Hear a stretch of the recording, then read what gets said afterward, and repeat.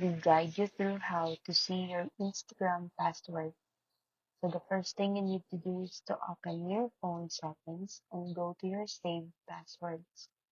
On Android, head to Google Password Manager, and on iPhone, go to Passwords in Settings. Once you're there, search for Instagram and tap on it. You may need to verify your identity using your fingerprint, Face ID, or passcode.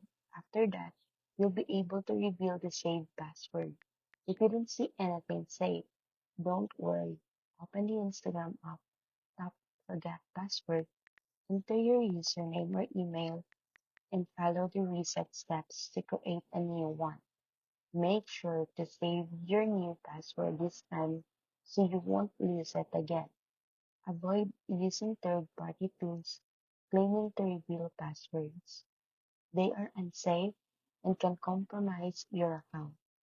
Always stick to official settings and secure methods.